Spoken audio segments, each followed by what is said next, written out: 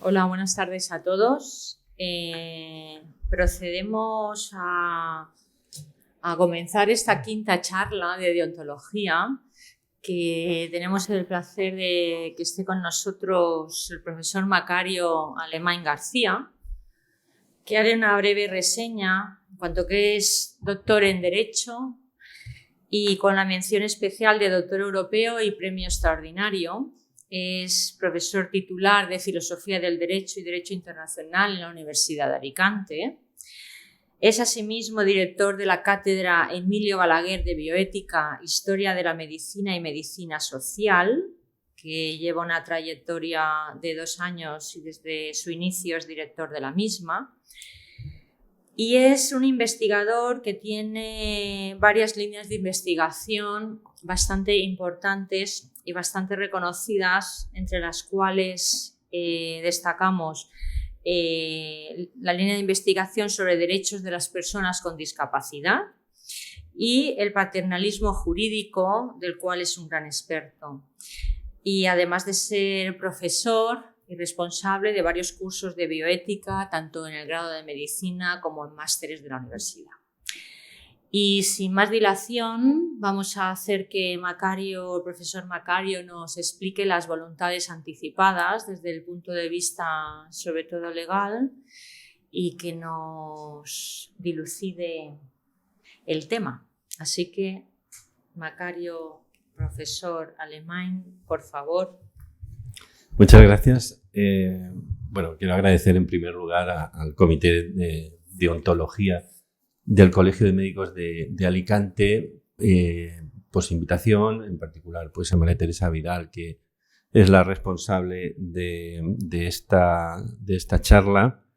Y bueno, no había tenido nunca el gusto de participar en actividades del colegio. Por lo que me han contado, la verdad es que tenéis una dinámica muy buena y muy de reconocer, ¿no? Porque hoy en día además es difícil en contextos profesionales tan exigentes como la medicina, pues ir sacando espacios para una reflexión que no sea exactamente esté ahí al pie de los caballos de la problemática del día a día, etc. Bueno, dices, a ver, que nos aclare, Macario, esto, sobre todo desde el punto de vista legal, igual por ahí no voy a tener mucho éxito, porque mi primer punto es distinguir entre la dimensión jurídica y la bioética. Esto es importante, ¿no? La primera idea. Claro, yo soy un filósofo del derecho, sobre todo, digamos, con una línea de investigación ya de muchos años en temas de bioética. Y el que sea un filósofo del derecho me hace que siempre tengo la vista puesta en el derecho, pero no es exactamente la misma charla que daría un civilista, por ejemplo, ¿no? Entonces, la filosofía, aunque siempre se ha dicho que tiene esas dos pretensiones, ¿no? La pretensión totalizadora y la pretensión crítica. Hay que tener cuidado con la totalizadora, ¿no? Que no sea tan total que uno no entienda nada en particular. Pero sí que es cierto que lo que la filosofía pretende es elevarse un poco sobre las cuestiones para obtener una panorámica del asunto y también permitirse ser crítico con la regulación jurídica, ¿no? Y en este sentido, abrir quizás algunos interrogantes. Es decir, que quizás al final de la charla yo lo que habré conseguido, más que dar respuesta a preguntas, sea haber planteado algunas preguntas para las cuales no hay una respuesta muy clara. Lo de la dimensión jurídica y bioética, no obstante, no es en absoluto fácil de ajustar, ¿no? Porque, y esto es importante, claro, el derecho, la regulación jurídica no es lo mismo que la ética, ni que la deontología, por cierto. Son sistemas normativos diferentes, pero el que sean diferentes no quiere decir que sean independientes. O sea, conceptualmente son diferentes, pero mantienen conexiones. La cuestión es aclarar y darse cuenta de cuáles son esas conexiones. No es lo mismo preguntarse si tal cosa está justificada sin más, a preguntarse si tal cosa es desde el punto de vista del derecho ilícita o lícita. No es lo mismo. Justificada sin más quiero decir un nivel ético, y ese es el nivel de la bioética. No es lo mismo. Sin embargo, el derecho de hoy en día, el derecho del Estado constitucional, tiene una pretensión de legitimidad muy fuerte. O sea, pretende que sus regulaciones están justificadas. Con lo cual, conceptualmente no es lo mismo, pero hay conexiones. La primera de ellas es que nuestro derecho pretende fuertemente que regula de manera justificada la realidad. Eso a lo que nos lleva es a que el derecho en contra de lo que suele pensar el profesional sanitario no es algo, digamos, muy determinado como reglamentario, que una vez que se ha determinado la norma, eso se aplica sin más, y que el problema es de conocer cuál es la norma. ¿Por qué? Porque esa pretensión fuerte de corrección del derecho lleva a que hay mucho que decir en cuanto a la interpretación de las normas. Es decir, ahora veremos algunas cuestiones que se plantean y yo no les puedo decir. Y la respuesta jurídica es esta, porque la respuesta jurídica depende precisamente de cómo interpretes las normas y esto en última instancia está vinculado con ciertos valores. O sea, que no hay esa separación tajante entre razonamiento jurídico y razonamiento bioético. Y una cosa es, ya veremos cómo el razonamiento jurídico pues tiene fases y momentos de razonamiento de tipo bioético. Bueno, entrando en el tema, se me pide que hable de voluntades anticipadas. Lo primero a señalar, o lo segundo, es que hay una cuestión terminológica confusa, porque se están utilizando una variedad de expresiones más o menos con el mismo significado. En nuestra propia legislación. Se utiliza la expresión voluntad anticipada y también la de instrucciones previas y también la de testamento vital y otras que hay por ahí funcionando, ¿no? La legislación en este sentido no ha optado desde el Convenio de Oviedo, ahora lo veremos, hasta la ley de la Generalitat Valenciana, no se ha uniformizado el criterio. ¿Significan lo mismo? Básicamente sí. ¿Se usan en el mismo sentido? Básicamente sí. ¿Hay algún matiz que puede variar? Pues también. El que haya esta disparidad de denominaciones pues no es deseable. Quizás la que digamos yo creo que está ahora ganando, ¿no? Imponiéndose, es la de voluntades anticipadas, la que ha elegido precisamente el Colegio de Médicos, el COMA, yo diría que sí, que es la que más o menos habéis acertado ahí en ese sentido. La que está, perdiendo fuerza es la de testamento vital. ¿Por qué la de testamento vital? Pues porque hay muchos civilistas, sobre todo, que dicen que el testamento es la expresión de una voluntad post-mortem y el testamento vital es, por definición, la expresión de una voluntad pre-mortem. Entonces, esto no sería una traslación del significado de testamento impropia. Yo creo que tienen algo de razón y se puede prescindir de testamento vital. Por otro lado, refleja algo que es lo esencial de esta idea de voluntad anticipada y es que algo muere, o sea, no es la pérdida de la vida, pero sino la pérdida de la autonomía, ¿no? El testamento, para cuando no tenga autonomía. Esto son cuestiones de palabras y aquí no hay una solución tajante, es decir, es el sentido en el que se usan los términos va variando, pero que sepan que para cierta parte de la doctrina lo de testamento es siempre la expresión de una voluntad para post-mortem, ¿no? Y que en ese caso no sería correcto. Bueno, también conviene distinguir entre la voluntad anticipada y el documento de voluntades anticipadas. La voluntad anticipada es un hecho, es un fenómeno mental, o sea, es el desarrollo de la decisión que toma una persona sobre aquello que quisiera, ¿no? ¿Cuál sería su voluntad en determinadas circunstancias que veremos? El documento de voluntades anticipadas es plasmar ese estado mental, ¿no? Exteriorizarlo y ponerlo por escrito en un documento que además está formalizado, que las autoridades. El asunto jurídicamente se trata de tal manera que casi se entiende que lo importante es únicamente el documento de voluntades anticipadas. Yo diré que esto no puede ser así por una sencilla razón, porque el documento, como toda entidad lingüística, requiere de interpretación para su aplicación. Requiere de interpretación. Y siempre que requerimos de interpretación, vamos a encontrar diversas posibilidades, diversos criterios interpretativos. El más importante, ¿cuál es? En este caso sería, ¿qué es lo que quiso decir quien escribió esto? O sea, lo cual remite al hecho de la voluntad anticipada, el documento y el hecho. ¿Qué quiso decir? En las leyes, por ejemplo, la intención del legislador es un instrumento interpretativo que aparece junto a otros, que además se discute mucho sobre el valor de la intención del legislador, pero pueden aparecer otros sobre cuál es la interpretación más coherente de esta ley con el resto de leyes. ¿Cuál es la más coherente? ¿Cuál es la más...? En este caso veríamos que estaría más bien en la órbita contractual. Lo que se trataría de dilucidar qué es lo que quería realmente esta persona cuando puso aquí esto, ¿no? Entonces, conviene distinguirlo, ¿no? Esto sería algo análogo a la distinción entre el consentimiento o el rechazo a un tratamiento y el documento de consentimiento informado, que no es lo mismo, ¿no? En este caso casi diría el documento tiene más importancia por lo que veremos a continuación, pero no es lo mismo. Otra distinción. Los documentos de voluntades anticipadas ya está la práctica desarrollada en el sentido de que van acompañados del nombramiento de representantes. Esto no es necesariamente así. Lo hace, bueno, la ley ya no predetermina que se nombrarán representantes.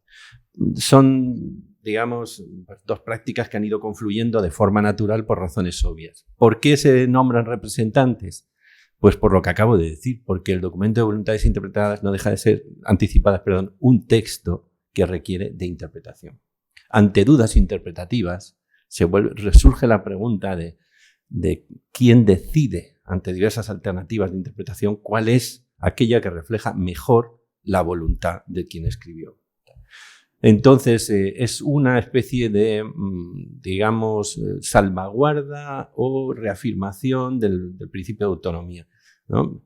Yo que preveo que cuando llegue el momento de aplicación del documento se pueden presentar dudas, nombro representantes a ciertas personas que me parece que son bien capaces de interpretar cuál sería mi voluntad en ese caso. Bien. Aquí todo el tema de la representación es muy complejo y en cuanto aparece representación vamos a tener abiertas todas las posibilidades de comprensión de lo que es la representación. En derecho civil, bueno, en derecho constitucional también, siempre ha habido dos modelos de representación. Un modelo de representación en el que el representante se ve como un puro mandante, el mandatario, que lleva a cabo estrictamente la voluntad del mandante sin separarse ni una coma. Y un modelo de representación en el que el representante trata de promover los mejores intereses del representado, no de seguir su voluntad paso a paso. Por ejemplo, aunque es otro ámbito del derecho, en el derecho constitucional español los diputados y los senadores tienen un mandato representativo, no imperativo. O sea, ¿eso qué quiere decir? Que no se considera que estén atados a ninguna voluntad expresada por el electorado, sino que deben cuidar los intereses del electorado de la mejor manera posible, conociendo sus valores, Pero esta idea, estos dos polos de la representación como puro obedecer órdenes del mandante o la representación como protección de los intereses del representado, están siempre presentes y nos van a generar ciertas tensiones. Bueno, luego hay que distinguir entre la voluntad real, la voluntad subrogada y la voluntad hipotética. Voluntad real es lo que es el fenómeno mental por el que una persona en un determinado momento, ¿no?, lleva a cabo una deliberación y genera, digamos, toma una decisión de lo que quiere. Y esto se puede dar o no se puede dar. ¿Sí? Y requiere, para empezar, que el sujeto se lo plantee. La voluntad subrogada es cuando otra persona, en nuestro nombre, toma una decisión sobre qué es lo que se debe hacer en algo que nos atañe a nosotros, con nosotros. Pero no, esa persona puede utilizar como criterio, como he dicho anteriormente, para tomar una decisión, lo que piensa que es la voluntad real o si la conocía, u otro criterio. Otro criterio. Y la voluntad hipotética es una construcción racional, no es un caso de voluntad real. Es lo que pensamos que debiera ser el caso, es lo que pensamos que se debería hacer según ciertas circunstancias, ¿no? La voluntad hipotética sería la idea esta, por ejemplo, del decisor racional, ¿no? ¿Qué es lo que quisiera una persona que si esa persona fuera racional en una situación como esta? Puede darse el caso de que nosotros no conozcamos la voluntad de alguien, no tengamos acceso a representantes de esa persona y entonces tomamos una decisión con este estándar, ¿no? ¿Qué es lo que haría alguien racional en una circunstancia como esta? Y luego, por último, yo, así, de distinciones a tener en cuenta, porque luego las vamos a aplicar, distinguiría entre lo que es la voluntad anticipada general y la voluntad anticipada específica. La voluntad anticipada general coincide con los documentos de voluntades anticipadas que ustedes conocen, donde lo que viene, la previsión es una previsión general. Tengo aquí, por ejemplo, de la Comunidad Valenciana, el último modelo, que dice lo siguiente. Si marcas la casilla, dice: declaro que si en un futuro no soy capaz de tomar decisiones sobre los cuidados de mi salud como consecuencia del deterioro físico y o mental que por cualquier causa que impida una vida acorde a mis valores y sin expectativas de supervivencia según la ciencia médica, quiero que se tengan en cuenta mis deseos, ¿no? Por ello, para cuando llegue el momento de finalizar la vida, expreso las siguientes voluntades anticipadas. Que no se inicien o bien se retiren si ya han empezado a aplicarse las medidas de soporte vital invasivas o cualquier otra cuya finalidad sea únicamente prolongar mi vida. Que se me administren los fármacos que sean necesarios para el control de cualquier síntoma que pueda causar dolor, sufrimiento, padecimiento o malestar y que me proporcione un digno final de mi vida. Que si el personal que me asista se declarase contrario a los supuestos anteriores, quiero que mi voluntad esté garantizada y recibir atención por personal sanitario respetuoso con mis deseos. A este documento, esto sería lo que se entiende por voluntad anticipada general y está pensada para el proceso al final de la vida, que es el caso paradigmático.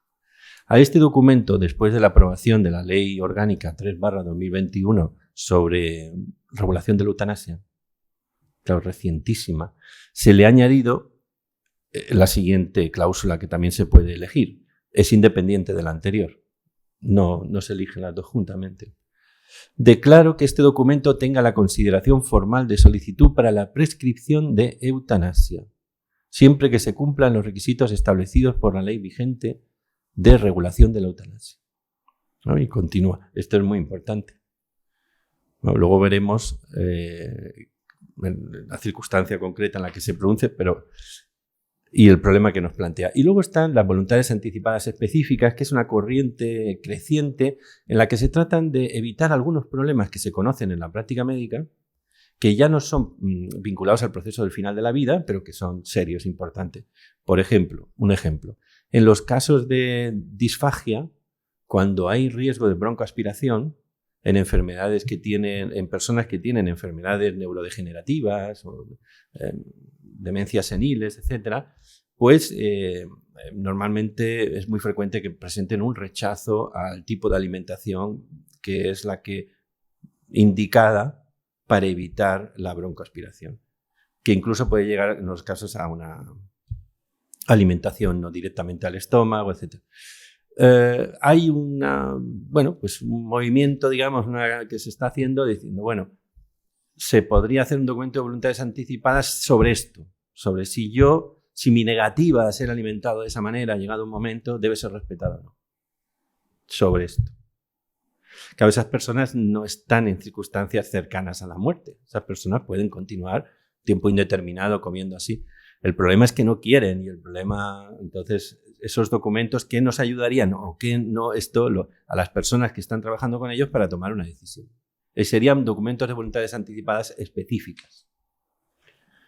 También hay quienes hablan de planes de decisiones, o sea, ya un conjunto de decisiones que se van a tomar en el contexto de un tratamiento de una persona y con el equipo médico va, digamos, acordando varias decisiones ¿no? Y esto es interesante. Bien. Bueno, el régimen jurídico de las voluntades anticipadas, y ya les digo que no es lo que más me interesa en el sentido del detalle de si son un testigo, dos testigos, tanto estas cosas formales. Pero bueno, el régimen jurídico de las voluntades anticipadas es, como ocurre en España últimamente, un lío. Porque, una proliferación legislativa impresionante en la que tenemos, por un lado, los documentos internacionales, por otro lado, el derecho de la Unión Europea, que aquí no, y por otro lado, las leyes estatales básicas y las leyes de las comunidades autónomas. Además, las comunidades autónomas, como en estas materias tienen competencias, en materia sanitaria, pues encuentran la oportunidad de hacer aquello que quieren hacer, que es legislar mucho y diferente. a la de la otra comunidad autónoma, ya, para que sea. Y entonces realmente hay una dispersión que, bueno, yo tengo aquí un librito, ¿no? Que claro, es que todas tienen sus regulaciones diferentes, ¿no? Las razones de la diferencia yo no las encuentro realmente, ni bien podría haberse regulado. Todo esto tienen ahí, por ejemplo, la Constitución española. Bueno, pues el artículo 10 que hace referencia a la dignidad, el 15 al derecho a la vida, a la integridad personal, a la integridad física y psíquica, el 18 que habla de la intimidad, el 43 que habla del derecho a la protección de la salud, etc. El Convenio de Oviedo, el famoso Convenio de Oviedo, reconoció lo de las instrucciones previas específicamente, ¿no? Mientras reconoce el derecho de toda persona a rechazar un tratamiento médico, a su vez reconoce también que se deben respetar las instrucciones previas que dé un paciente sobre su tratamiento. Esto del Convenio de Oviedo inmediatamente fue recogido por la Ley de Autonomía del Paciente, que el artículo 11 lo dedica a las instrucciones previas. Y luego tenemos el decreto que crea el registro de voluntades, regula el documento de voluntades anticipadas y crea el registro de la Comunidad Autónoma de Valencia, una ley del 2018 valenciana específicamente sobre derechos y garantías de la dignidad de la persona en el proceso de atención al final de la vida, donde tiene pues la regulación. Y luego, últimamente, el artículo 5.2 de la Ley Orgánica de Regulación de la Eutanasia, donde aparece esto tan relevante, que es que cuando la eutanasia, ahora mismo, para solicitar la ayuda a morir, se requiere que la persona que lo solicita sea capaz de tomar decisiones. Ahora veremos que hay un lío con esto montado, pero que sea capaz en sentido fáctico, que tenga la autonomía fáctica suficiente. ¿Qué ocurre si no la tiene? Si es una persona incapaz en este sentido fáctico. Pues si no la tiene, la única opción de que se le preste ayuda a morir es que haya firmado previamente un documento de voluntades anticipadas. La única. Si no, no entraría, no tendría esa posibilidad. Ahí no vale consentimiento subrogado ni nada. Con lo cual se tornan extraordinariamente importantes, ¿no? Porque se tornan extraordinariamente importantes y claro, y una pregunta, que ya les digo que venía yo aquí a plantear algunas preguntas, me temo más que a resolverlas, que yo me he hecho es la siguiente. Bueno, ahora veremos.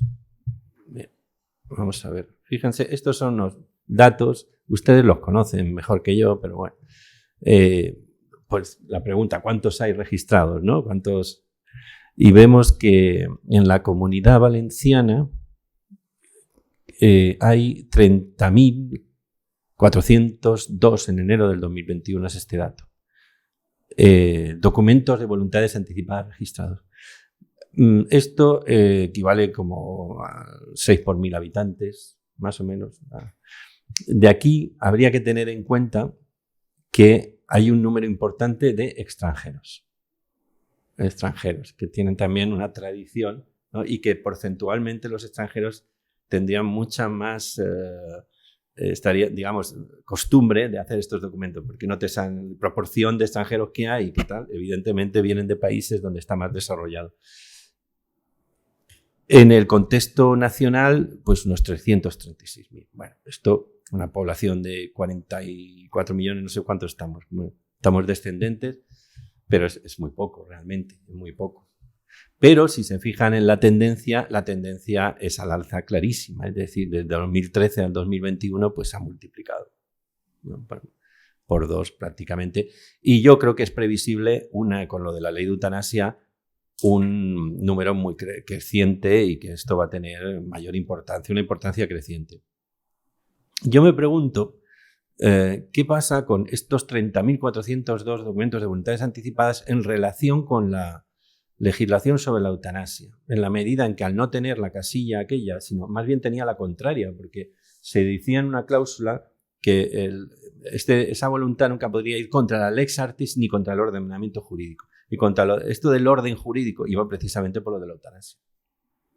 Para decir, no se puede entender que tú estás dando la voluntad, porque la eutanasia activa, hay que recordarlo. La pasiva se dejó, lo que estaba penado por el Código Penal era eutanasia voluntaria, directa, activa. que es la ayuda a morir que entendemos, ¿no?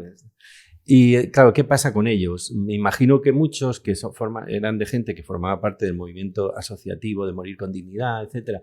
En algunos documentos se permitían, este valenciano se permite, otras indicaciones. Y a mí me consta que muchos de ellos, por consejo de estas asociaciones, ponían, si cambiara la legislación sobre eutanasia, yo sería de los que piden. ¿Eso se validará? ¿Se tomará en consideración o no?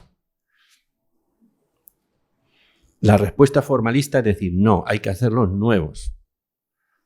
Yo creo que eso, llegado a un punto de que se te presenta un problema concreto de una persona que está en una situación lamentable, etcétera, pues ya no lo veo tan claro. Que digas, esta persona con este perfil claramente no hubiera querido. Pero lo cierto es que ahora tenemos ese problema, que hay que actualizar el papelito y no es una cuestión puramente formal, porque la cuestión es darle la validez que le damos a esto.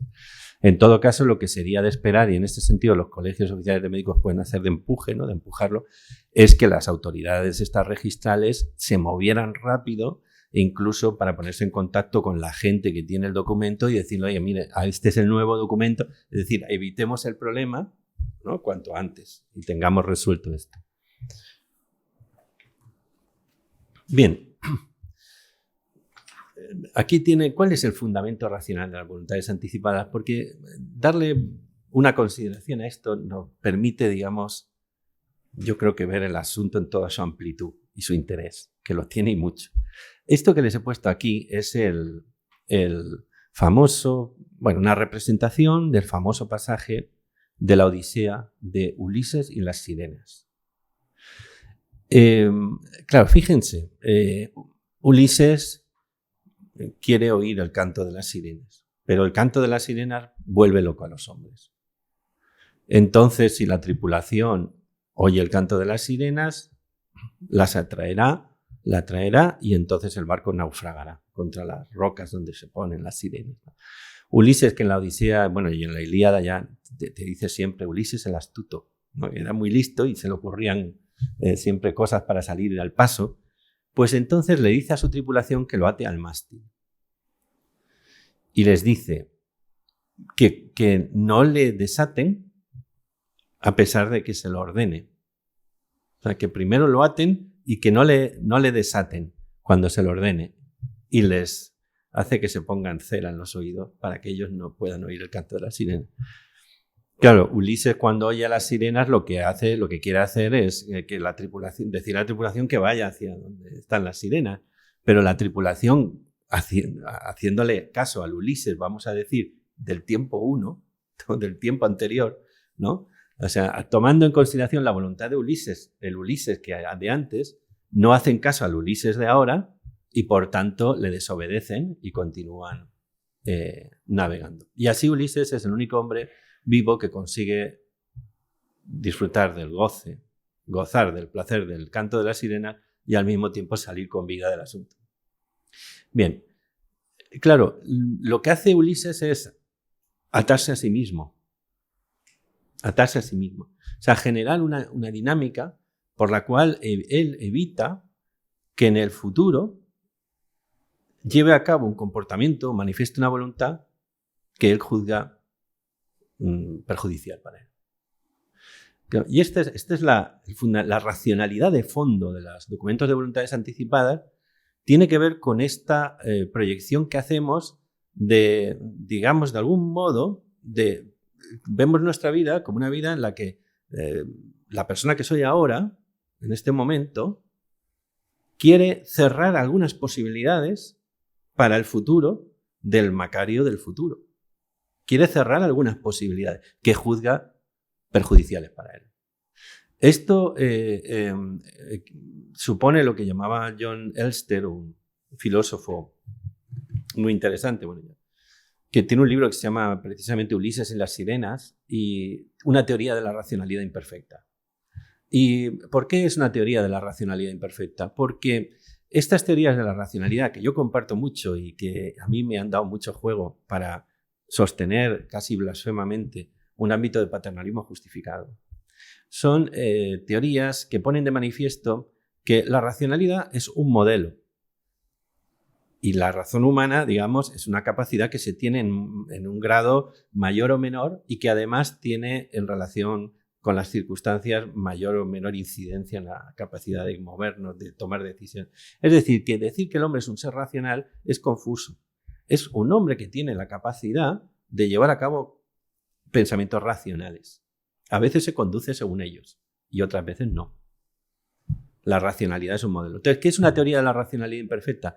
Aquellas consideraciones que nosotros hacemos teniendo en cuenta que sabemos que podemos perder la capacidad de la racionalidad o que podemos que no juegue un papel en un momento determinado o simplemente que cedemos a una tentación, a algo que nos perjudica y que prevemos que, etc.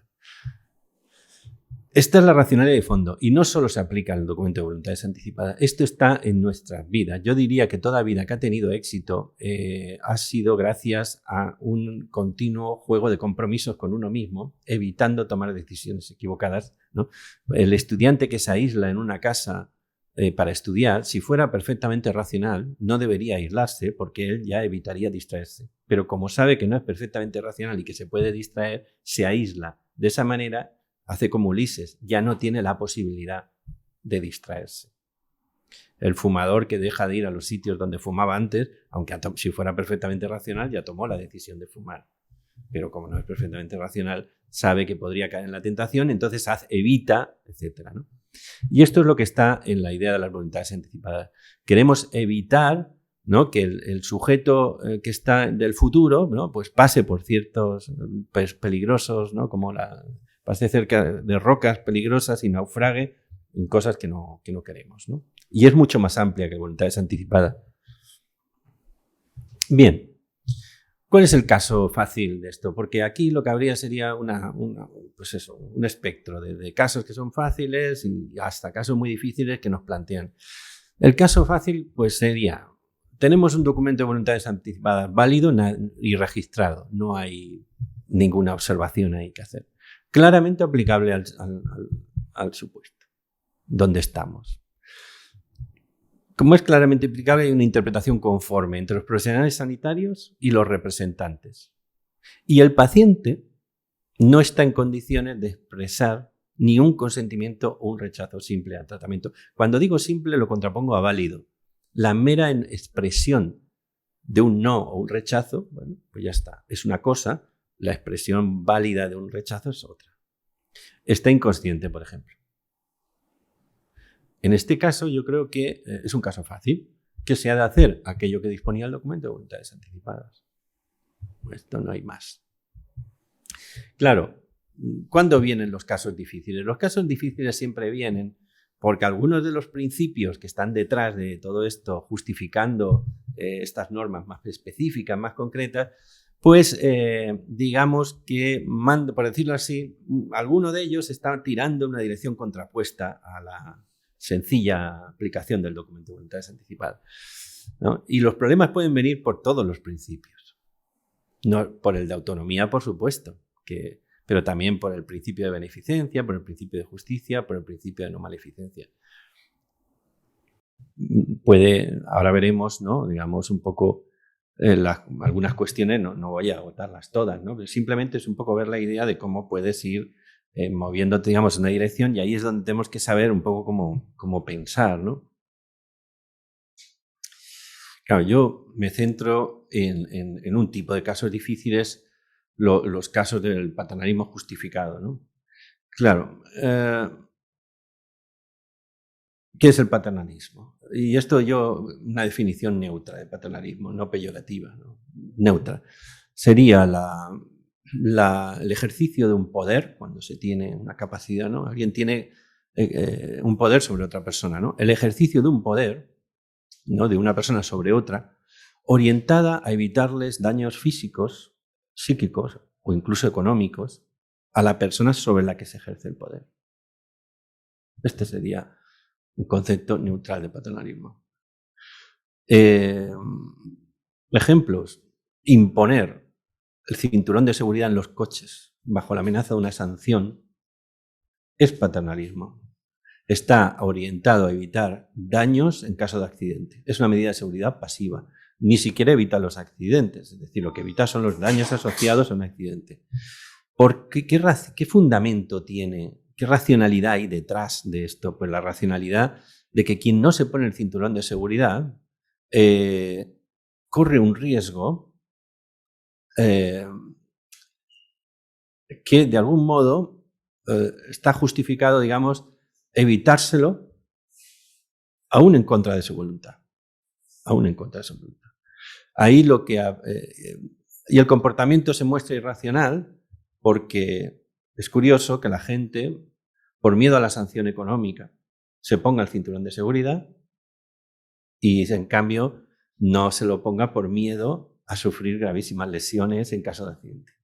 Vemos que hay ahí una especie de extraña ponderación de bienes y males, etcétera, que parece tener más que ver con un defecto de racionalidad que consiste en lo que los psicólogos llaman la miopía. Es decir, cuando juzgamos un mal lejano, ¿no?, pero serio, le quitamos demasiada importancia por ser lejano y le damos demasiada importancia a un mal por ser inmediato o más probable. El mal de la multa o la sanción se nos aparece como más serio que el improbable y lejano mal de una tetraplegia por el golpe. Esto se muestra muy irracional, es un caso de miopía y no resiste un escrutinio. Entonces ahí en esa brecha de irracionalidad se mete el legislador paternalista para proteger a los ciudadanos de sí mismos. Eso sería un poco... Claro, hoy en día, y en el caso de la medicina, yo he dedicado bastante tiempo a entrever ahí lo que el paternalismo médico da de sí, etc. En el caso de la medicina es clarísimo, y hoy en día se dice, bueno, el paternalismo es un modelo que está superado y que no se puede recuperar, es injustificable. Yo creo que sí, como tal modelo. Sí, o sea, la sociedad democrática no puede tomar como modelo el despotismo ilustrado. Pero eso no quiere decir que en una sociedad democrática no haya ocasiones para un paternalismo justificado. Lo que pasa es que no puede estar organizada toda la sociedad sobre un principio paternalista. Y la medicina sería lo mismo. La praxis médica ya no puede estar organizada sobre un principio rector paternalista, en el que los derechos del médico eran un prius y los del paciente un posterius. Era primero la autoridad médica y después lo que quedaba.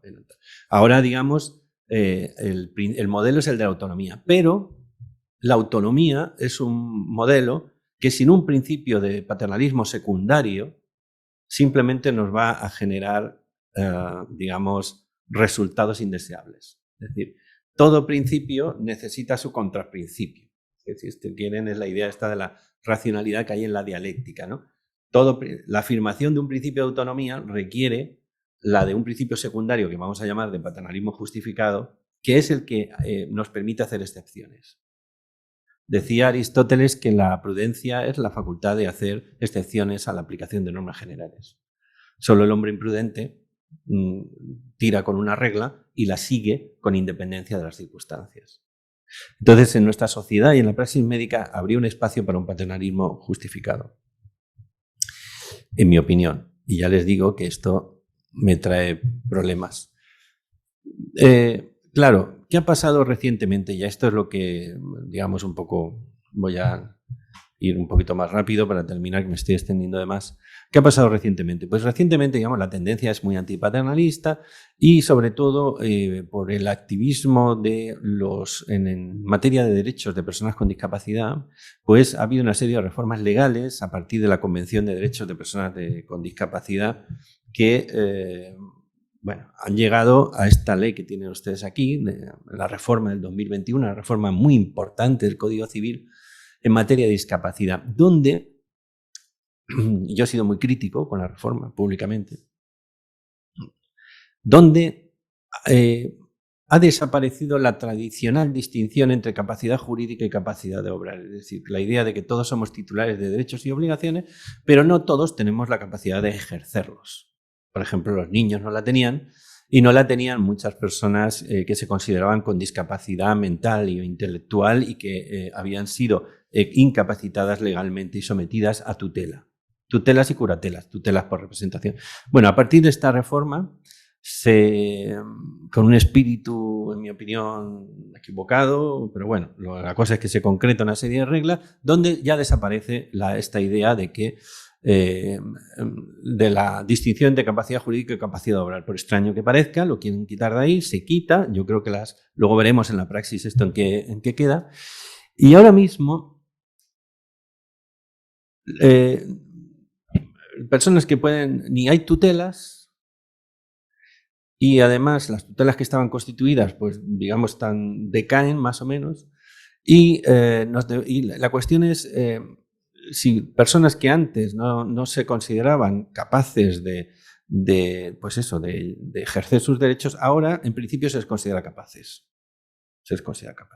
Y esto nos mete entonces en un terreno que afecta al caso que tenemos, ¿no? Y lo hace un poco más complicado todo, diría yo. O sea, hace que el caso fácil está, pero complicado. Yo aquí simplemente les sugiero algunos problemas concretos y ya hablamos del debate, ¿no? Por ejemplo, problemas con la validez del documento de voluntades anticipadas en su constitución, en el momento de su constitución. La ley, claro, siempre se ha requerido la capacidad, personas mayores de edad, capaces y ante 2 testigos, o ante notario, o ante los testigos va variando según la regulación.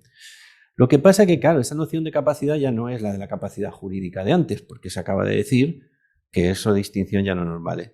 Entonces, y en cuanto a personas con problemas de discapacidad mental o intelectual, con esas personas, en principio tienen capacidad jurídica también para firmar un documento de voluntades anticipadas. ¿Qué se debe hacer según la ley, la nueva ley? Se les debe prestar el apoyo suficiente para tomar esas decisiones. Pero, ¿y ese apoyo cómo se presta? ¿Quién lo presta? Ahí habría que ver. Y en todo caso, la ley al final viene a decir que, aunque se debe prestar apoyos y tal, la voluntad y las preferencias y los deseos triunfantes son siempre los de la persona. Al final del día, si es lo que quiere, tal. Primera pregunta, ya les digo que yo tengo más preguntas. ¿Esto cómo va a funcionar con los documentos de voluntades anticipadas? No. Hay una corriente que son documentos de voluntades anticipadas para tratamiento psiquiátrico, está pensando para personas que están inmersas en tratamientos psiquiátricos y que en momentos no de crisis aguda pueden tomar decisiones para cuando estén en momentos de crisis aguda, pero son personas que siguen teniendo problemas. Ahí veo un área de problemas. ¿Cómo vamos a gestionar la nueva concepción de la discapacidad y estos documentos en su constitución que nos llegan y son de personas que tienen bien? Bueno, luego están los problemas de interpretación. Como todo documento es un texto, tiene problemas de interpretación. Lo primero son los de problemas de aplicabilidad de las instrucciones a la situación médica del paciente. Claro, ven que ustedes que tienen cláusulas muy generales, la lex artis va modificándose y entonces pues uno no sabe si encaja. La situación encaja, ¿no? Lo que aquí se dice encaja con lo que está ocurriendo. No, esto son problemas de interpretación general. Discrepancias sobre la interpretación del alcance del documento entre los representantes y los profesionales sanitarios. Si hay discrepancias sobre el alcance de hasta dónde llega la voluntad. Claro, alguien diría, los representantes, sin lugar a dudas. Yo diría, como norma general, sí. Pero eso no tiene excepciones. Pues digo yo que las mismas de la Ley de Autonomía del Paciente, porque en la Ley de Autonomía del Paciente ya se decía que en caso de que el médico responsable juzgara no capaz al paciente para prestar consentimiento, acudiría, decía, a sus familiares o allegados o al representante legal si lo tuviera y tal. Pero decía algo así, no obstante, si las decisiones que toman los familiares o allegados no le parecen al médico responsable que van en el mejor interés del paciente, puede y debe interponer a un juez una pregunta, ¿no? Estas personas me están diciendo esto, pero yo creo que esto no es. Entonces ahí tenemos esas discrepancias. Como regla general, uno diría, se tienen que tomar aceptando lo que los representantes dicen sobre la voluntad de la persona que ha hecho el documento de voluntades anticipadas. Pero recuerden lo de la voluntad real. La voluntad subrogada es la voluntad hipotética. Claro, la real es la real. Y los representantes lo que tienen que hacer es tratar de construir la voluntad real, cuál sería la voluntad real del sujeto a este asunto, ¿no? Y pueden no estar haciendo eso, pueden estar haciendo otra cosa. Serían los menos casos. Entonces sí, regla general sí, pero yo creo que habría excepciones y habría que ver ahí qué hacemos cuando se plantean esos casos. Luego están los cambios en la lex artis. La medicina es, como ustedes bien saben, una práctica que está en una transformación constante y acelerada. Hay cada vez más tratamientos, se amplían los límites de lo posible. ¿Sí? Los documentos de voluntades anticipadas son eso, anticipados, ¿no? ¿En cuánto tiempo un documento de voluntades anticipadas se puede quedar obsoleto? Pues en poco tiempo, quizás, ¿no? Y ahí tenemos un problema. Y luego, desatando a Ulises. Esta sería mi última vía para debatir y para hablar. Claro. En el caso fácil, el paciente no expresa ninguna voluntad. Pero, ¿qué hacemos con la gente que sí es capaz de expresar un consentimiento, un rechazo simple al tratamiento? Cuando digo simple, lo manifiesta. Claro, ¿por qué pongo desatando a Ulises? Porque si la nueva filosofía de la discapacidad mental o sensorial es que, bueno, se dicen cosas tan radicales como que la discapacidad, bueno, radicales, a ver, radicales cuando lo pones en contexto con un problema. Se habla de diversidad funcional, es decir, no ni siquiera hay una despatologización de estas situaciones, ¿no? Entonces, esto es un punto en que dices, no, tú ya hablas de enfermo mental, pero en realidad esa persona tiene unas características que son diferentes a las normales y que con tales características, pues él tiene una diversidad funcional. Y todo esto está muy bien, pero vivimos en un mundo con, por ejemplo, personas que avanzan progresivamente en enfermedades neurodegenerativas o en enfermedades vinculadas a la edad, etc. Bien, Ulises, cuando estaba atado, le decía a la tripulación que lo desatara, pero previamente había cerrado esa posibilidad. Y distinguimos entre el Ulises racional y el irracional. La pregunta es si esa distinción entre el racional el irracional se rompe, atenúa, se desmigaja en la idea de que toda persona tiene capacidad y por tanto un principio normativo de autonomía, de respeto por sus decisiones, ¿de qué nos sirven los documentos de voluntades anticipadas? Sí, nos servirían en el caso en que no pueden expresar una voluntad para reconstruirla. Pero cuando hay una voluntad deberíamos tomarla en consideración.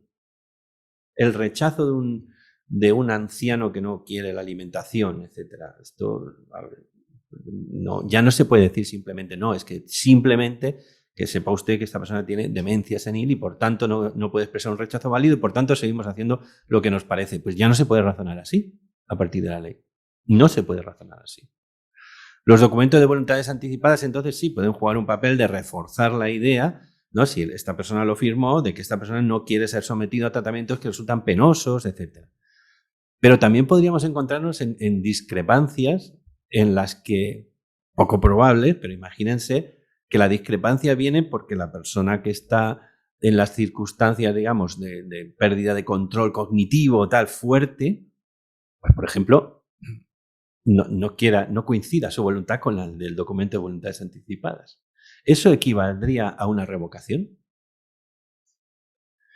Y claro, son esencialmente revocables. Todos los testamentos, los patrimoniales y los vitales son esencialmente revocables. Pero siempre se ha pensado que el revocador tiene la misma capacidad que el otorgante. Pero si el revocador ha perdido la capacidad como cuestión de hecho, o sea, ya no es una persona, tiene problemas cognitivos serios, aún así debería. ¿Hasta qué grado, o sea, esta nueva reforma de filosofía nos debe conducir? O sea, ¿qué se le debe pedir ahora a alguien en términos de capacidades para admitir que está produciéndose una revocación?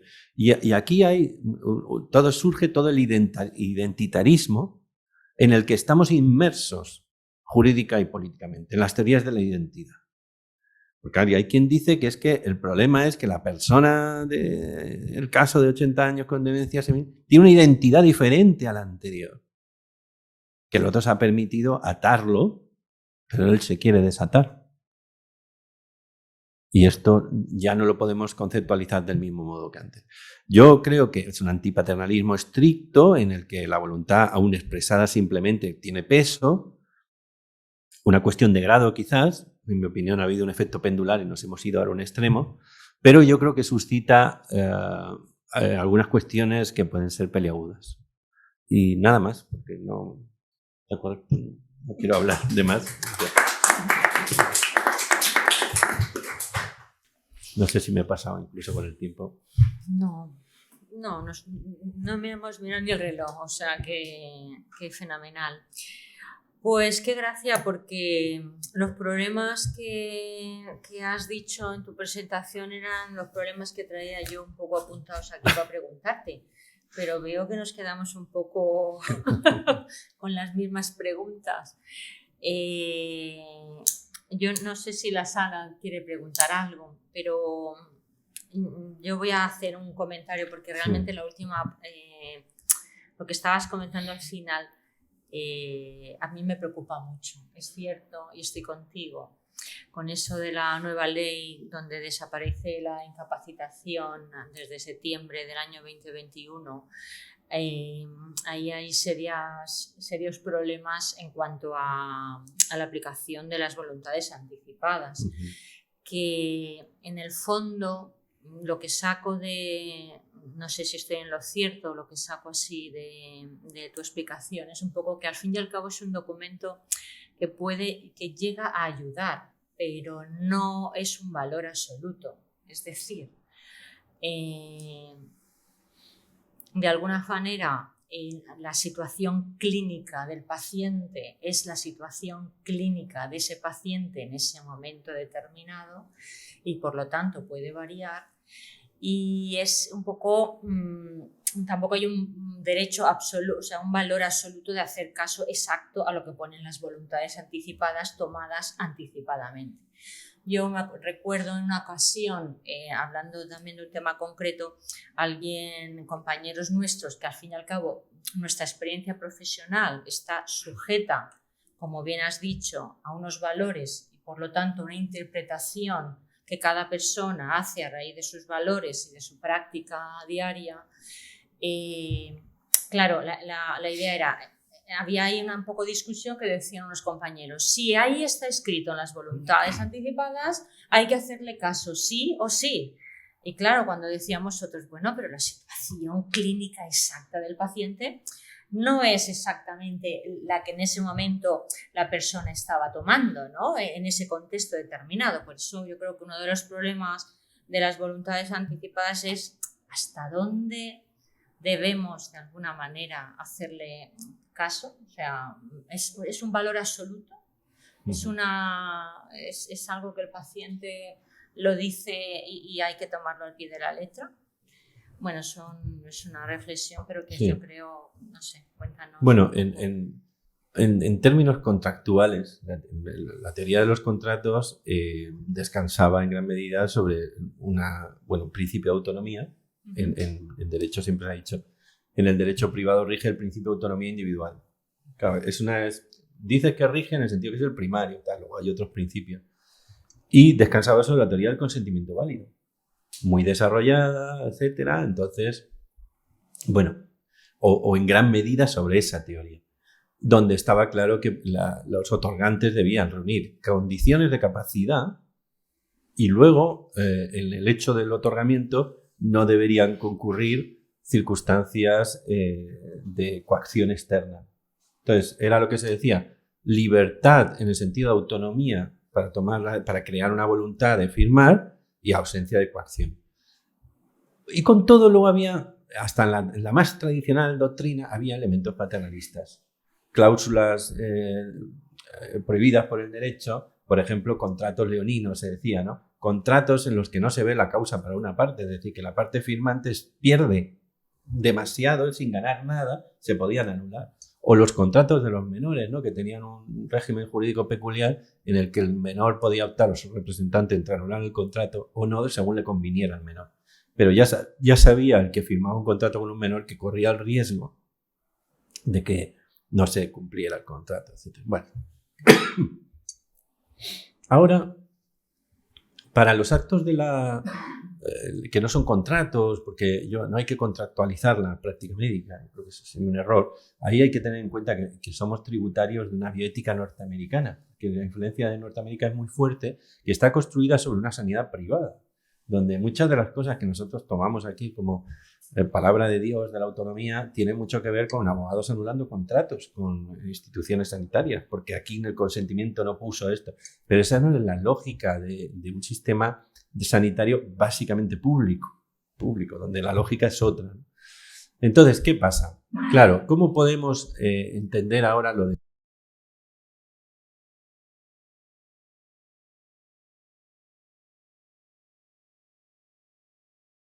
Pues es difícil pensar que puede prescindir. O sea, tendrá que tener, de algún modo, cuando primero en origen, cuando se constituye, tendrá que haber ciertas condiciones que se cumplan que nos hagan pensar que eso es una voluntad válida.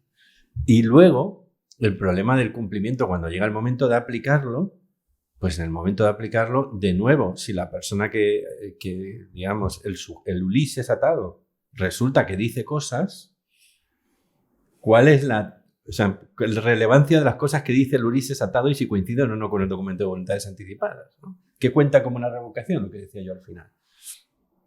Yo creo que esto no está resuelto todavía y que se va a ir resolviendo en la praxis. En general te diría, me dices tú, ¿es un valor absoluto? No, pero es que no, porque ningún texto, la ley, decimos, la ley, el imperio de la ley. Fíjate, utilizamos la palabra imperio, el imperio de la ley. Pero claro, ¿cuál es el imperio de la ley? El imperio de la ley estrictamente es el de la secuencia de letras que tiene la ley. O sea, de lo único que estamos seguros, del legislador cuando aprueba una ley, lo único de lo que está seguro es que esa concreta secuencia, esto es como los documentos, los textos sagrados, que esto que pone aquí es la ley, pero de las interpretaciones de esto ya no las controla. Tiene su idea el legislador de cómo deben interpretarse, pero lo interpretan los tribunales, los aplicadores del derecho y los ciudadanos. Y siempre que hay un texto escrito hay una posibilidad de diversas interpretaciones. Entonces, eso es un problema que los documentos de voluntades anticipadas no pueden evitar porque ningún texto escrito lo evita. La única manera de evitarlo eso es utilizando un lenguaje formalizado que no tenga indeterminaciones, pero que no sirve para decir yo no quisiera que me aplicaran tratamientos que sean gravosos, porque no sirve para describir la realidad, sirven para otra cosa. Entonces ese es un problema general. Pero a ese problema general se le añade el que precisamente la racionalidad de todo esto era precaverse contra un momento de no racionalidad o de incompetencia.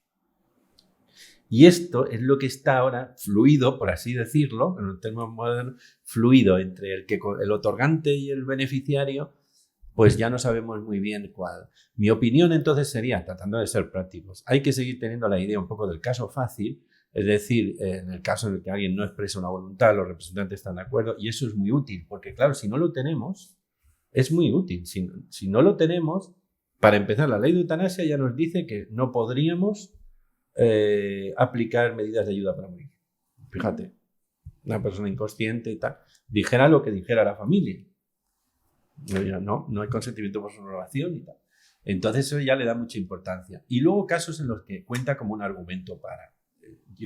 De lo que hemos hecho, una justificación es que hay un documento de voluntades anticipadas que en una interpretación razonable tal. Pero nos deja, yo creo que la cuestión no nos va a resolver, o hay que ver cómo hacemos, en muchos casos que son crecientes, que es esta progresiva degradación de las capacidades cognitivas, por ejemplo, gente en residencia, ¿no? ¿Y cómo nos relacionamos con eso en una sociedad que envejece y que cada vez... Yo creo que ahí va a haber todavía mucho que dilucidar sobre si esto que se ha hecho de decir ya no hay esto de consentimiento válido, tal, hay un problema básico que yo he criticado muchísimo, que es el tratamiento unitario de la discapacidad. Es decir, se habla de discapacidad y derechos de las personas con discapacidad, pero yo diría que la discapacidad mental y intelectual nos presenta problemas específicos en relación con el principio de autonomía que no presenta la discapacidad física. Y esos específicos son los que a mí me interesan y no veo nada claro cómo aplicar, digamos, estos nuevos valores, digamos, extraordinariamente pro autonomía y antipaternalistas estrictos. Muchísimas gracias por tu intervención. Una frase retórica en absoluto. Me ha encantado. Vamos a ver. Hay el tema del perfil de los representantes. Espérate, te van a dar la...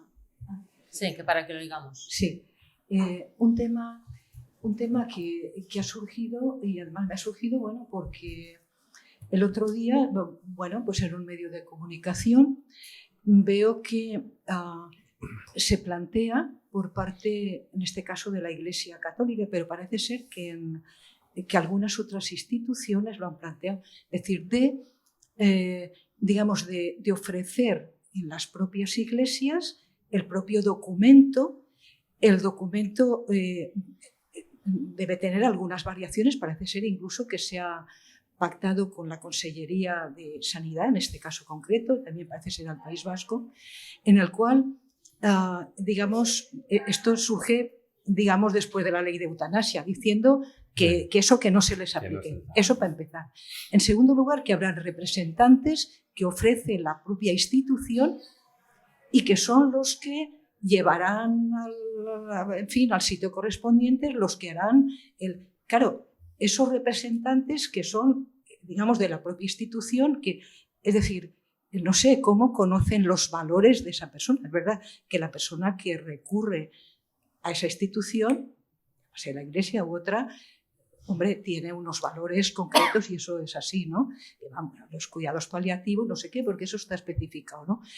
Entonces, pero claro, ¿cuál es el perfil del buen representante? ¿Cuál es el mejor, igual que hablamos del perfil del mejor médico, del buen médico, cuál sería el mejor el representante, ¿no? Porque personas que sirven para cualquiera que se acerque, que le hacen las gestiones y que luego, bueno, pues si se da el caso, no lo sé, me parece extraño, me parece complejo, extraño, no lo sé. En este tema, tienes toda la razón, vamos, en este tema hay muchos problemas con la noción de representación, quién la ejerce y dónde estamos ahora.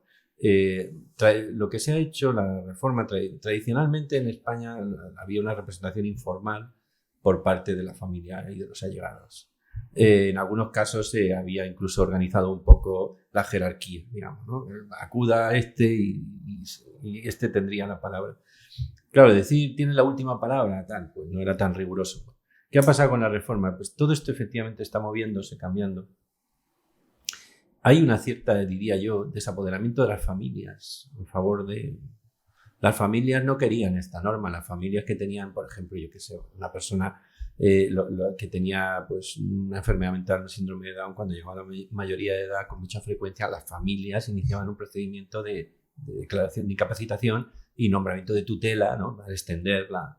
Estas familias ahora eso ya no lo pueden hacer, ya no existe tal cosa, la persona con ese problema digamos tiene muchísima más capacidad y yo siempre sostuve que el ejercicio de esa incapacidad iba a terminar en manos de abogados, de asociaciones, de alguien que iba a arrogarse, digamos, una función representativa con el acuerdo de estas personas, ¿no? Que ya no son mis padres, pero ahora Y esto puede estar bien en algunos casos y en otros casos puede generar inquietud sobre el respecto. Entonces, claro, en este caso, una asociación vinculada a la Iglesia Católica o directamente a la Iglesia Católica, pues entonces, claro, efectivamente hace el documento para evitar. No, sería necesario, porque como ya les he dicho, si no hay capacidad de expresar tal y no hay documento, no hay tal. Eso ya. Pero a mayor abundamiento. Pero esas dudas sobre la coincidencia de intereses entre representados y representantes, pues claro, son dudas crecientes. Lo que la normativa decía era primero lo de nombrar 2 representantes y aconsejaba, en algunos casos lo imponía, que uno no fuera familiar, estuviera vinculado por parentesco hasta el 2º grado ya fuera consanguinidad o afinidad. Esto junto con otro representante. ¿Vale? Entonces, uno podía ser familia, pero el otro evitarlo. Esto tenía cierto sentido. ¿Por qué? Pues la sospecha de que a veces la familia tiene intereses espurios en relación con... Y esto cualquier médico en la práctica sabe que muchas veces las razones por las que la familia se niega o lo contrario a un tratamiento no son claras en términos de... Pero ahora es que estamos en un terreno muy diferente, porque Si cruzamos los dos problemas, el problema de la falta de capacidad como cuestión de hecho, enfermedad mental está, y la determinación de representantes más abierta y asociacionismo. Entonces, mi respuesta es que me parecen procesos que van a dar problemas y que nos vamos a encontrar con crecientes, eso, ¿no? Es decir, y este representante que resulta ser de una asociación que está representando a 250, que tiene un perfil muy ideológico, a mí, médico en este caso particular, me parece que es la mejor expresión de...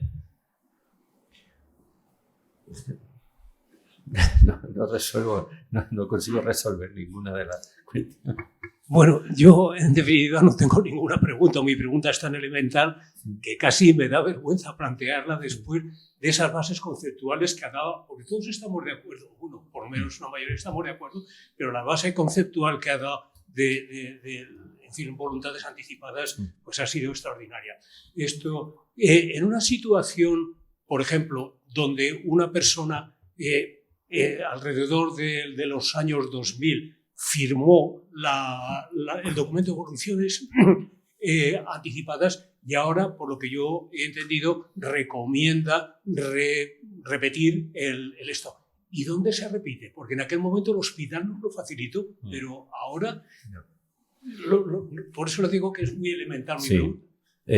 Yo es que creo que, bueno, las administraciones sanitarias tienen la obligación de informar y proveer de documentos de voluntades anticipadas cuando ven una situación en la que una persona todavía está en unas condiciones, dices, pero yo es que lo que proponía antes, yo creo que eso va a generar problemas con los comités de eutanasia, porque les va a llegar el problema, es decir, les va a llegar el problema de una persona que estando inconsciente tenga un documento de voluntades anticipadas y que tenga o bien escrito a mano esa indicación, o bien que no, pero uno interprete que claramente sería el tipo de persona que quisiera, ¿no? O sea, si era la persona que lo que decía es no me metáis en el soporte vital.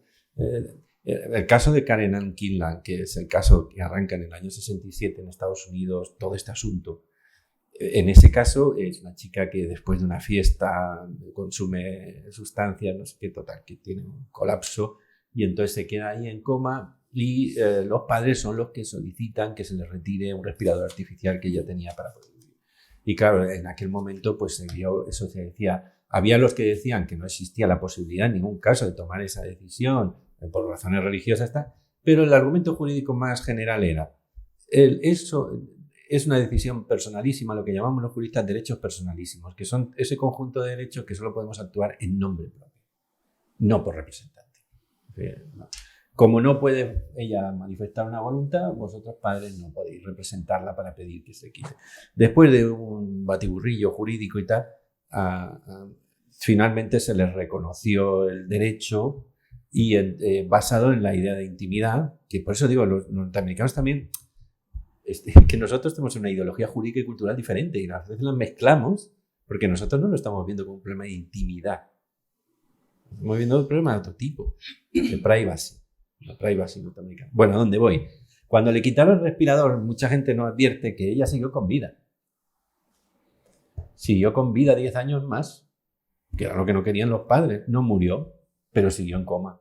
Claro, en ese caso, por ejemplo, claro, tendrías un caso en el que dices, necesita la ayuda para morir. O sea, admitamos una persona que ha dicho, yo no quiero que prolonguéis mi vida bajo ninguna circunstancia por métodos artificiales, cuando aquello es... O sea, solo lleva un sufrimiento prolongado, no tiene... Bien. Pero no he podido decir y que me apliquéis medidas de ayuda a morir, porque era ilegal. Pero podemos entender que la voluntad de esa persona sería claramente que si pudiera, o sea, de Karen Ann Kinlan, que la hubieran ayudado a morir y no estar 10 años más. Yo diría que sí. O sea, la pregunta... Entonces, la respuesta que quiero darles. Primero, sobre los que están ya registrados y no incluyen nada, si podemos interpretar o no, pues esto se va a plantear. La respuesta jurídica mayoritaria va a ser que no. Ya se lo digo yo. La que no. No lo pone y punto. Entonces, ¿qué deberíamos hacer? Yo creo que una cosa muy práctica para evitar el problema, y es que a usted se pusieron en contacto con usted y dijeron, usted tiene registrado un documento de voluntades anticipadas, le vamos a remitir el nuevo documento para que usted confirme o tal. Yo haría eso.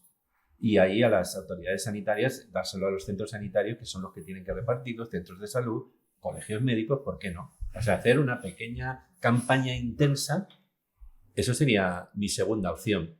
Y luego la tercera sería lo de si hay indicaciones por escrito, informales, si se pueden validar o no. Yo las validaría. Ahí hay un argumento más fuerte, en mi opinión. No sé si... Pero ¿dónde se pueden conseguir? El documento ya está. O sea, de todas formas, el documento nuevo ya está. Si se descarga usted el documento, ya viene con la novedad. El nuevo. También lo tengo aquí. Esto es lo que les he leído antes. Ese viene con la novedad. Entonces, usted debería hacerlo ya, o sea, hacer uno nuevo. Pero en mi opinión son las autoridades, las del registro. Es un problema que se ve venir. Vamos a evitarlo. A veces están en ello ya. Están en ello. Es que veo que estáis dándole vueltas. Entonces, están en ello. Lo que pasa es que son muchos documentos. Entonces, el personal que hay atendiendo es el mismo y lleva su tiempo. Pero están poniéndose en contacto. Sí. Eso es lo que... Sí. Eso es evitar un problema antes de que... Están ¿El qué? El nuevo documento sí. Sí. Si ahora te bajas el Sí, documento, pero está toda la gente que tiene documentos registrados en los departamentos de salud correspondientes, en las dependencias del SAIP integrados en su historia clínica, se pondrán en contacto con esas personas para que cumplimenten lo que falta de cumplimentar. De todas maneras, decir que el documento de voluntades anticipadas se puede modificar tantas veces como se quiera. Incluso en el último momento uno puede decir que lo anula por completo. Bueno, yo quería felicitaros porque la verdad es que ha sido una charla muy amena, recordando a Ulises, y estaba muy bien. Y yo he vivido una época en la que prácticamente estimulábamos, sugeríamos a la gente que se hiciese lo que se llamaba el testamento vital y todo el mundo lo tenía y tal. Pero al oírte, a mí me suscita la duda, a lo mejor te he interpretado mal, pero yo no sé hasta qué punto ahora mismo tiene validez el hacer estos documentos cuando estás hablando tanto de interpretaciones y que si uno dice de una manera y tal. O sea, quiero decirte, yo realmente, ¿tú crees que yo me voy a hacer el testamento vital o las... Quiero decir, realmente eso va a influir en las personas que luego, porque luego lo que has comentado también de los parientes y de los representantes, ¿no?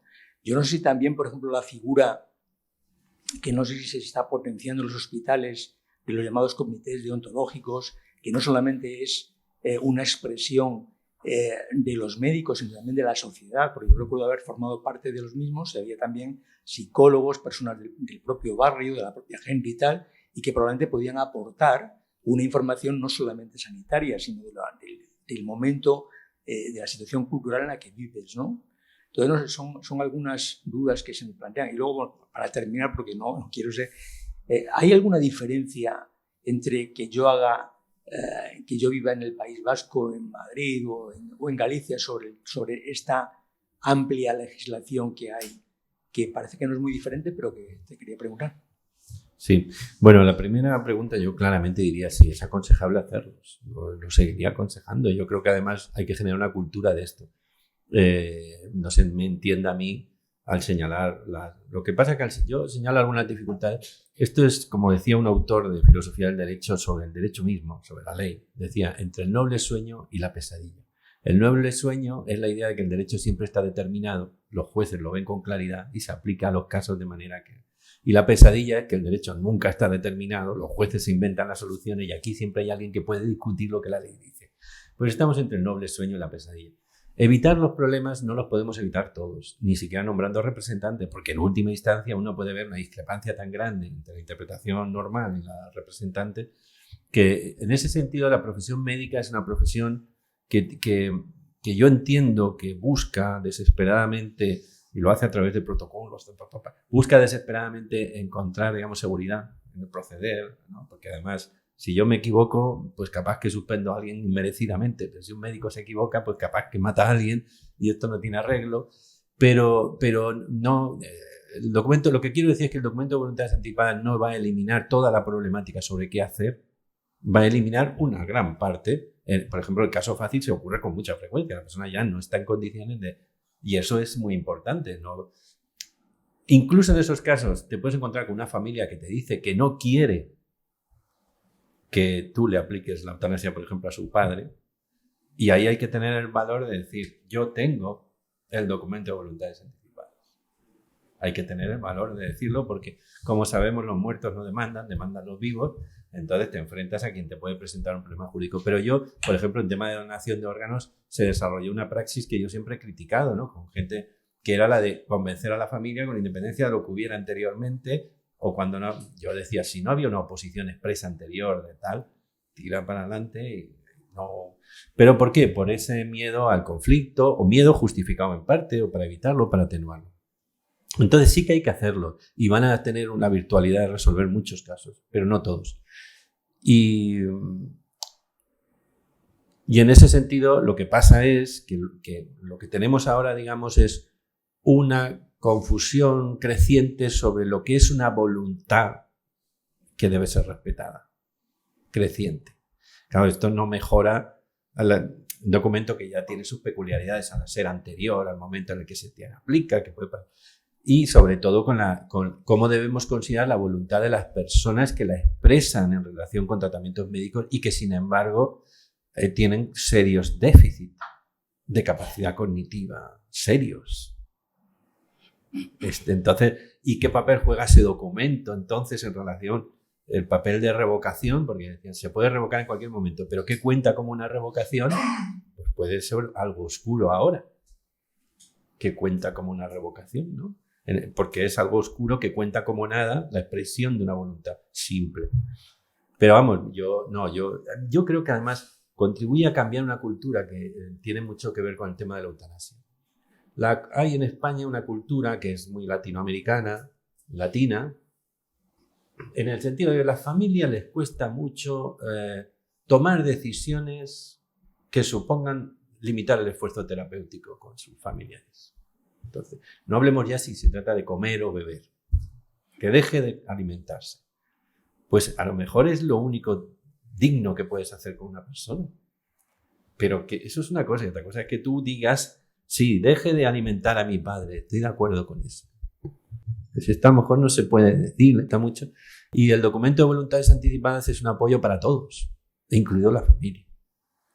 Que de esta manera, ¿no? Yo en bioética a veces propongo, para tratar un poco de ver la bioética como si tú, o sea, ¿cómo podría justificar una decisión ex post? Antes de tomar una decisión, pensar, si yo hago A, ¿cómo podría justificarlo? Y si hago no A, ¿cómo podría justificarlo? Indudablemente un documento de voluntades anticipadas es un argumento en favor de una decisión. Ahora, ¿es un argumento concluyente siempre? No. Puede haber argumentos de signo contrario que merezcan ser ponderados en ciertas circunstancias. Bueno, yo, si me dejáis un poco para poner un poco de matizaciones. Yo desde hace 16 años llevo un comité de bioética, presido un comité de bioética en un departamento. Tengo que decir que no hemos tenido nunca ninguna consulta acerca de documentos de voluntades anticipadas, pero bueno, sí que es verdad que he trabajado bastante el tema y bueno, hay algunas cosas que me gustaría un poco matizar. Lo primero es que el origen de los documentos de voluntades anticipadas fue un poco el potenciar la autonomía del paciente a la hora de tomar decisiones y sobre todo en el aspecto de evitar tratamientos excesivos para pacientes, tratamientos que no son deseables, ¿no? Y bueno, y evitar sobre todo también ir en contra de los deseos del paciente. Está claro que de todas las terminologías que hay, de todos los matices que hay dentro del tema de las voluntades anticipadas, lo mejor sería llegar al punto de la planificación anticipada de cuidados y de tratamientos, que es lo que se planteó en su momento en Estados Unidos a la vista del fracaso tan absoluto que fue allí el tema de los testamentos vitales, que ni aun incentivándolos a los médicos que eran los responsables de atender a los pacientes en el Medicare, se consiguió nunca que superaran un 5% dentro de la población. O sea, eso fue un fiasco, ¿no?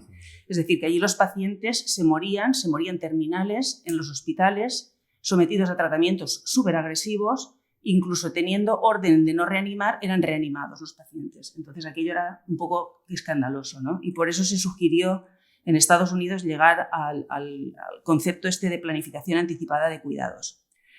Bueno, desafortunadamente en este caso en Europa no hemos adoptado esa filosofía que yo creo que es la más útil. Es decir, el médico, yo creo que aquí los médicos de familia tienen que decir mucho, pero sobre todo también los médicos especialistas que atendemos a pacientes crónicos con patologías que sabemos dónde van a terminar, deberíamos de hacer un esfuerzo por sentarnos con los pacientes, por discutir, por hablar sobre la muerte, algo que es tan contrario en España, a hablar un poco de la muerte, de qué es lo que a usted le gustaría, cómo se lo imagina usted, si querría usted esto, si querría usted lo otro.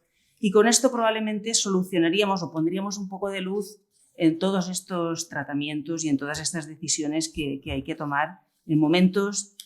Hay que tomar estas decisiones, tengo que decir, en momentos de tranquilidad, es decir, con el corazón frío y la cabeza fría, no en los momentos en que el paciente está ya en una situación catastrófica y ahí hay que tomar decisiones corriendo y muchas veces con muchas emociones que no sabemos gestionar, ni los médicos ni tampoco los demás, yo creo. Pero los médicos nos vemos muy afectados por nuestras emociones, nuestras creencias y somos médicos, pero tenemos nuestro corazoncito y muchas veces empatizamos tanto con el paciente que es muy difícil tomar distancia y ejecutar estas decisiones.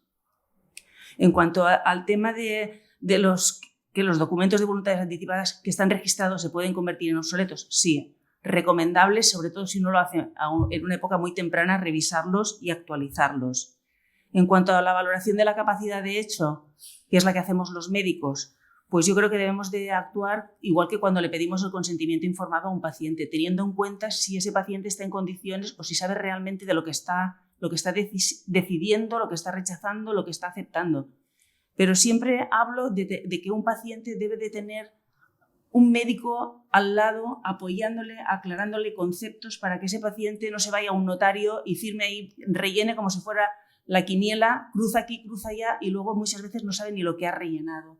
Es decir, creo que es muy importante que el médico se implique en ese asesoramiento para que el paciente haga un documento que realmente le funcione tanto al médico como al paciente. No hay nada que olvidar que las familias españolas son muy paternalistas, protegen al paciente por encima de todo, exigen a veces tratamientos que no desearían ni para ellos mismos y eso es una cosa que tenemos también que ponderar, ¿no? Que el paciente pues hay que escucharle y hay que tener en cuenta por encima de lo que diga la familia lo que dice el paciente. El representante siempre se recomienda que sea una persona de confianza del paciente. Muchas veces esa persona no será un familiar, será un amigo, puede ser un sacerdote, puede ser su médico de familia, pero igual no es un familiar. Y cuando hay discrepancias, pues siempre digo lo mismo, en todos los departamentos de salud hay comités de bioética, que es lo que decía José María. Hay comités de bioética que siempre en medicina, cuando manejamos incertidumbre, lo mejor es ir a una decisión colegiada, discutida, razonada, argumentada y colegiada. Que los comités de bioética no tienen, sus decisiones son siempre de carácter asesor, no son ejecutivas, pero siempre sus opiniones vale la pena tenerlas en cuenta, creo yo.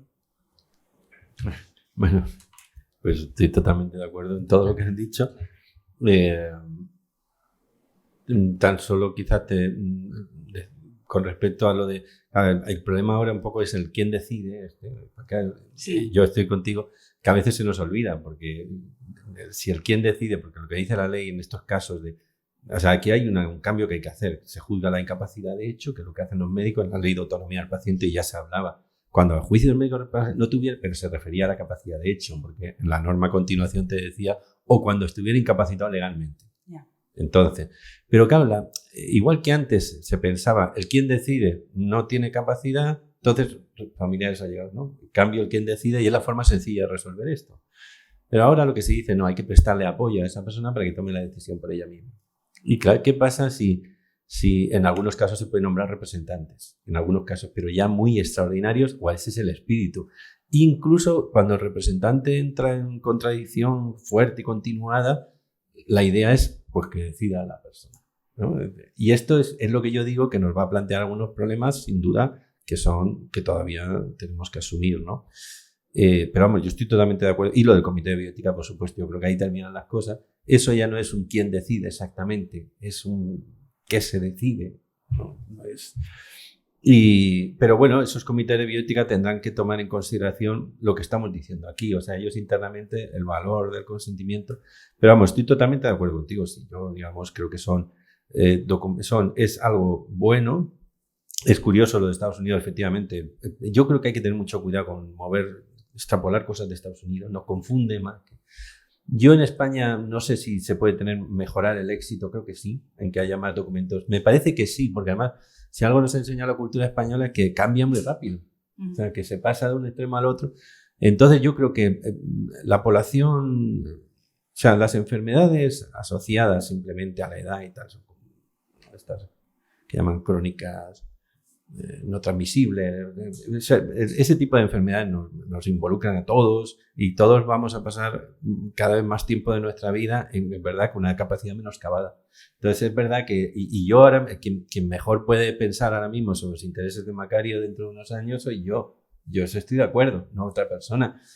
Pero vamos, eso no quita que uno se vaya a encontrar con algunos problemas crecientes por este tema. Se me había olvidado contestarle una cosa que me ha preguntado. Si podía hacer alguna diferencia real las regulaciones. Sí que las hace. Por ejemplo, sobre la edad para que sea aceptada la declaración de voluntades anticipadas, o sobre el número de testigos. Y eso, por ejemplo, es muy relevante y a mí me parece injustificado, ¿no? Que tendrá que ver que sean de La Rioja para que sea con 16 años y si eres del otro lado, 18. Son cosas... Y sobre todo tampoco ayuda a nada. Menos mal que está el Registro Nacional de Voluntades Anticipadas que ha puesto un poco de orden en que se notifiquen todas. Porque es que si no podíamos llegar al pintoresco caso en el que te pilla en otra comunidad que no es la tuya y habría que hacer una especie de... ¿Cómo se llaman estas judiciales, ¿no? Que mandar a un... En fin, siempre... Pues eso. Pero vamos. Yo solamente decir, como tengo la ley aquí, me gusta leerme la ley. La ley dice en su única disposición final, dice las voluntades anticipadas inscritas desde 2005 en el actual registro de voluntades anticipadas siguen vigentes y conservan la misma validez, todas aquellas desde el 2005. Por lo cual supongo que las de antes del 2005 dejan de tener validez, supongo. O al menos así pone la ley. Dices la de eutanasia. Sí, no, de la de voluntades esta, de la ley donde habla del registro de voluntades anticipadas. En la única disposición final dice que a partir del 2005, o sea, tienen la misma vigencia. Anterior parece como que igual sea derogada, yo ya no lo sé. Entonces, esto es una cosa que lo dicen. Se puede ir al SAIP. El SAIP es donde ellos realmente... Es que hay mucha gente que tiene hechas voluntades, pero no las tiene registradas. Entonces, si tú has hecho unas voluntades ante notario, las debes de registrar para que tengan validez legal. Los notarios tienen la obligación de comunicarlo. Sí, deben de registrarlas. Pero también es cierto que a mí, que también, vuelvo a repetir, siempre que a esto me gusta leerme la ley, y es de lo que hablas. Claro, se habla mucho de las voluntades anticipadas, pero fijaros, la ley, en el fin y al cabo, en el artículo 7 de su capítulo 2, habla de la planificación anticipada de las decisiones. Sí. Que además, cuando hay una planificación anticipada de las decisiones, hay una abolición automática, o sea, de las voluntades anticipadas han estado antes escritas. Es decir, realmente lo que se aboga de alguna manera... Es verdad, es a que tú hables con tu médico, que tú hables con tu familia a lo largo del proceso médico que varía a lo largo del tiempo y por lo tanto puede cambiar absolutamente las decisiones. Como bien has dicho, yo creo que como bien ha dicho el profesor Alemán, sí que es cierto que yo me quedo mucho con la idea de las voluntades anticipadas van a ayudar mucho en esos casos fáciles. Creo que van a ayudar muchísimo, efectivamente. Lo que no ayudarán tanto y en cambio ayudaría muchísimo esa planificación anticipada de las decisiones es en esos casos más complejos. Y efectivamente creo que en el fondo hablar de la muerte de un momento frío con los familiares sería la mejor manera de hacer una planificación anticipada de las decisiones. Yo siempre digo...